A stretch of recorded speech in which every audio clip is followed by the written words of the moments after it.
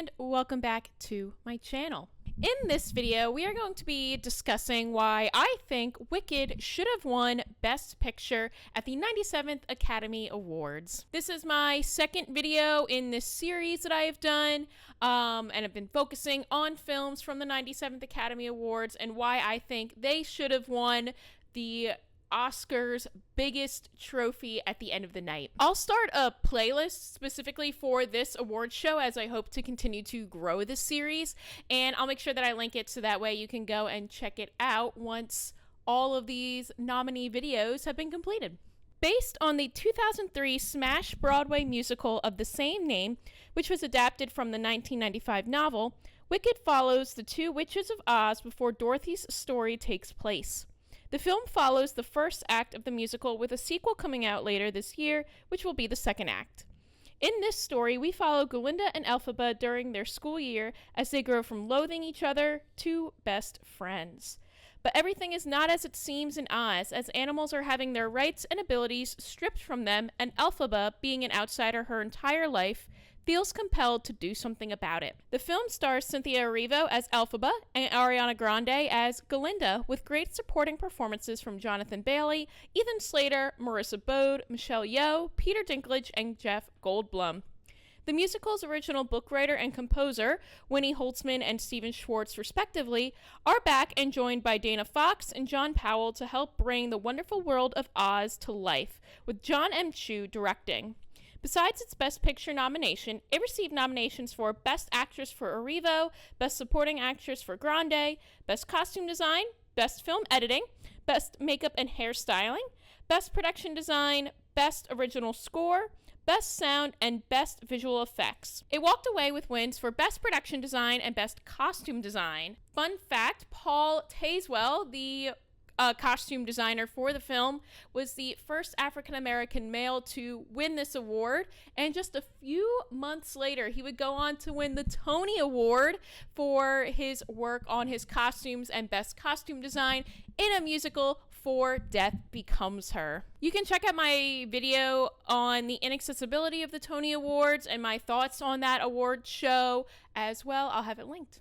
For this video and for my justification on why I think Wicked should have won Best Picture, I'm strictly gonna try to stick with just talking about the film and not really comparing it to the musical. My goal is not to compare the two to see if I think it's good. My goal is to see if this film should have won Best Picture and why the film itself should have won, and that's what I'm going to be basing my judgments off of. However, I do find it funny that this film won for Best Costumes and Best Production Design, and the musical back in 2004 for the Tonys also won Best Costumes and Best Scenic Design, which is essentially the Tony Award equivalent for Best Production Design. And both Wicked, the film, and the musical did not go on to win the big award of the night. Interesting. The main focus of this story is how we treat others that are different from us. Seems very simple, and it is a very basic idea that has been done multiple times before, but now it's through the lens of characters from a popular IP, The Wizard of Oz. Glinda tells us from the very first song that ever since she was born, Elphaba was always different. And that is because she has green skin. In this magical world where animals can talk and have jobs, they contribute to society, it's apparently still weird to have green skin. And while that concept may seem silly on the surface because we are literally in a world where magic exists, that doesn't stop Elphaba from feeling ostracized from her peers.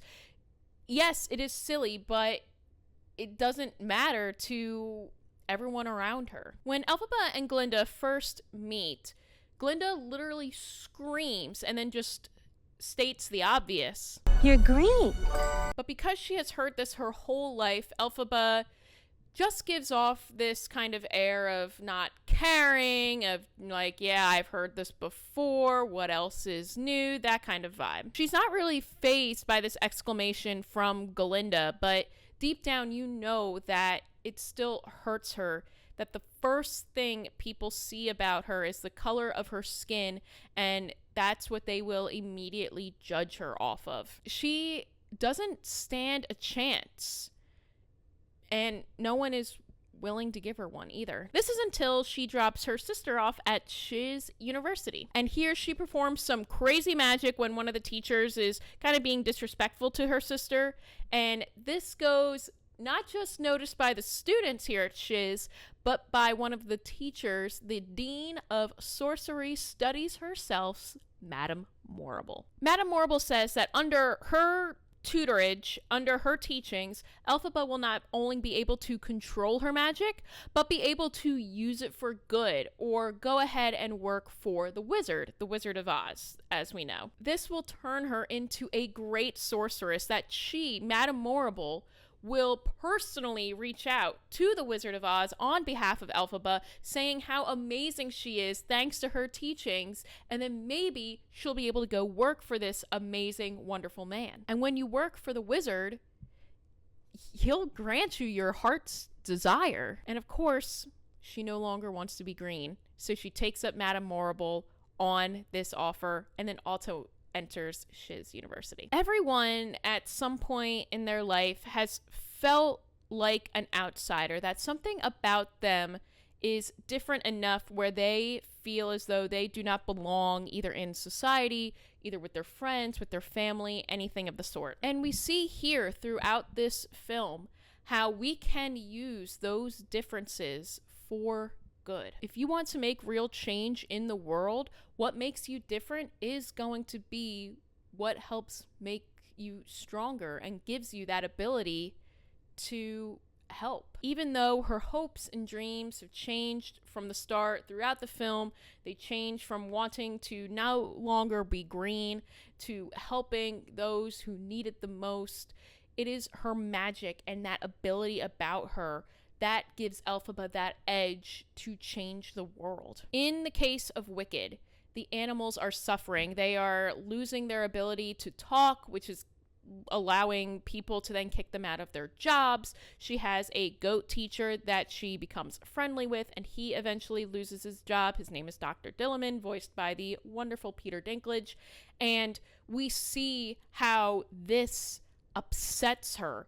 And she knows that the only way to go about this, to change this, is to go to the wizard, tell him what is happening, what she is seeing through his eyes, and hopes that through them working together with her magic and her difference, instead of now asking for her to no longer be green, she wants to help the animals. These songs, especially in this first half, have been belted by theater kids for over 20 years because it's relatable to them. It's relatable to all of the outsiders that find this musical. That feeling of being different is impactful, and that is what I think this musical and this film does great of displaying. And something that I noticed a lot more thanks to the film being released for this adaptation and how you can change things from stage to screen,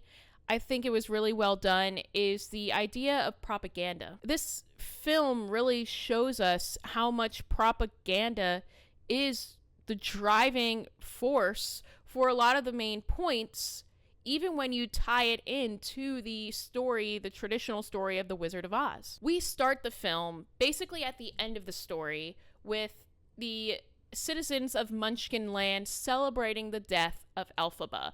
They're ripping off posters and banners. Someone has like an effigy just waiting in their garage, I guess, for this moment where they can burn it because she is dead. They are celebrating this because for years, however many years have taken place between the end of this film and essentially the beginning of the next one, they have been told that Elphaba is bad, that she is a wicked witch. She is the one that they should be fearing. And why? Because the animals are who she is trying to protect. And since the animals started off as being these scapegoats, for the wizard to blame everything bad happening in Oz oh, it's because the animals, they can talk. We shouldn't take their rights away. We should take those abilities away because that's why the bad things are happening. And since Elphaba wants to protect them, that automatically makes her bad when you do the propaganda math circle of it. That is how propaganda is created, and that's how it's going to spread, especially when you, as a leader, don't want to lose your power and your control of your citizens. Everybody loves a bad guy to root against, and the wizard created one with Elphaba. So while this film has these great talks of, you know, you should treat everyone the same, it doesn't matter if you're different, I really think the deeper focus of this, or the deeper meaning that I think has had a lot of impact, especially when you look at today's society and how rumors are spread through social media, and now with artificial intelligence getting better at creating fake videos and pictures and things like that. It's a scary time, and we can go ahead and push a narrative that may not be truthful 100%. But besides that, everyone in this film, I believe, was made for these roles. It makes you question why they have never played them on stage before. The musical in and of itself is iconic, but I think what continues to make it iconic is the legacy that the original witches left behind. Even though Idina Menzel and Kristen Chenoweth have not played these roles for 20 years, they are still heavily associated with Wicked, whether they choose to want that or not. They are always going to be Elphaba and Glinda, and have that energy that it makes it hard to think, well, who can step up into these roles? Who is able to actually do a good job? And the answer is Cynthia Erivo and Ariana Grande. I think when they were announced, people were more okay with Cynthia because she is almost an EGOT. She just needs that Oscar award, but she was known for all of her work on Broadway and the West End, especially in her Broadway revival of The Color Purple. That's what she was known for. So people knew her as like a Broadway person. But people were really skeptical of Ariana Grande, myself included. But then you think back, I'm like, well, she actually did get her start on Broadway. She was in 13, the musical. So she has Broadway experience. And then a lot of the other supporting characters have experience in theater as well. I know that Ethan Slater is known for originating the role of SpongeBob on Broadway. Peter Dinklage was in Cyrano, both the movie musical that came out and the musical on stage itself. So there are people with theater experience and Broadway experience in this cast. Jonathan Bailey, another one as well. I don't think he's ever made it to Broadway, but he's been on the West End, which is just essentially London's Broadway. So like the same thing. And everyone portrays these roles great. They're able to take what made the original musical so loved, put their own twist on it, but also respecting what came before them. And I think that can be really hard to do when you want to make the role your own, but it's also so iconic that I think all of them do it so well with all of their characters. And John M. Chu, I think that man just knows how to direct big musical set pieces on songs. I loved what he did for 96,000 in the Heights back in 2021, and every big ensemble number here is just so amazing. No One Mourns the Wicked, What Is This Feeling, One Short Day, all of those. You can tell that he just knows how to utilize the cast that he has. Dancing Through Life as well. He can just bring so much out of his performers, and it is amazing to see. I love it all so much. These musical numbers are his calling. I am very intrigued to see what he's going to do with the second half, because there's not as many big bombastic musical numbers like there is here in the first half, but my personal favorite song, No Good Deed, is in the second half, and I'm really curious to see how he's going to approach this. Stephen Schwartz and John Powell, the composers, also adds so much to this score. Yes, the songs are basically the exact same with, again, their own little twist on them, but the score in between these songs for when the characters are talking or moving through scenes is beautiful. If you're familiar with the musical and how it goes and the other songs that are either coming up or have come up, you know that there are so many fun hints and twists that Schwartz and Powell are adding into the score that it brings so much more meaning to those scenes that are happening in that moment. And so it makes me excited for those who are unfamiliar with the material to hear these again and see how everything was put together so well. I love this score. I do think that everything was just put together so well. And while I do have issues with the story and maybe some of the non-musical aspects of it, it's great. I still think it's great. Seeing a beloved musical done so well after decades of production rumors and delays and the mess that it has been, it seems like, since it was a smash hit on stage, I think is amazing. You enter this world of Oz with so much hope and happiness, and then you are devastated by what is going on underneath all of it. It just makes me excited for what we are going to see in the future from this kind of franchise that we have started, what part 2 is going to bring for us later on this year. And that is why I think that Wicked should have won the Best Picture at the 97th Academy Awards. And can we just thank God that it was Peter Dinklage as Dr. Dillamond and not James Corden, which is like the rumors I heard that it was going to be. Like, thank goodness.